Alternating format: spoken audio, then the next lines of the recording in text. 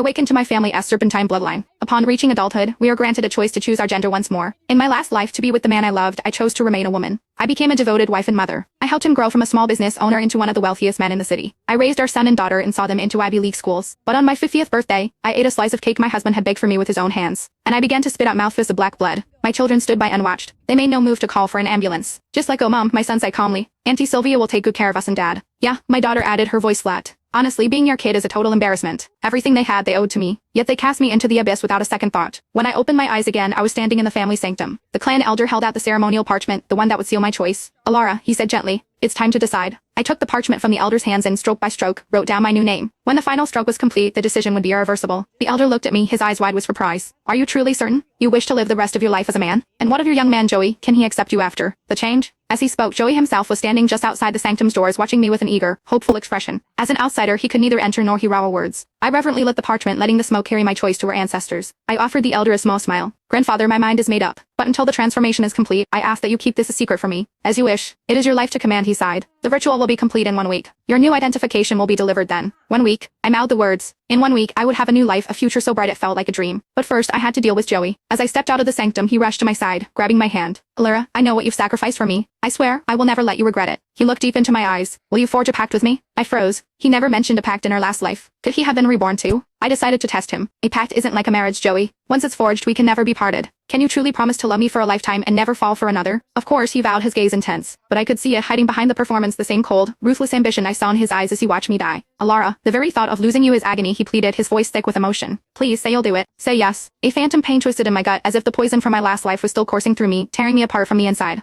I suppressed the bitterness and smiled brightly at him. "All right, Joey, I accept. I don't want to be apart from you either. Let's forge the pact right now." I snipped a lock of his hair and bound it together with one of my own. We took it back to the elder, who burned the offering in his sanctum's sacred brazier. "I, Alara, and Joey, bind our hair and our hearts as one, our love true and eternal." The elder opened his mouth as if to protest, but "Alara, aren't you?" He caught himself, remembering my request. He gave us both a long, complicated look before letting out a heavy sigh. As I watched our hair turn to ash in the flames, a genuine smile finally touched my lips. That night, Joey sat down with my parents to discuss the wedding. The gentle, adoring man from the sanctum was gone. He sat at the head of the table and, without even looking up, addressed my mother. "So when are you transferring the deeds for the houses and cars to my name?" My mother's face darkened. "What did you just say?" "Let's be blunt," Joey said, finally meeting her gaze. "I don't have any money. You'll have to cover all the wedding expenses. Or we can skip the wedding, I don't really care. But once we're married, Alara is my wife. Her property will be my property. What's the difference if you transfer it now or later?" He casually placed a drumstick on my plate, a smug look on his face. "Isn't that right, Alara?" My parents turned to me, their expressions grim. They knew the final decision was mine. "You hear that, Alara?" my mother said, her voice tight. "You're not even married and he's already trying to seize our family's assets. What kind of life will you have with him? Even if you remain a woman, we can find you a good man. Just say the word and we'll throw him out this instant." My father silently picked up a heavy wooden cane.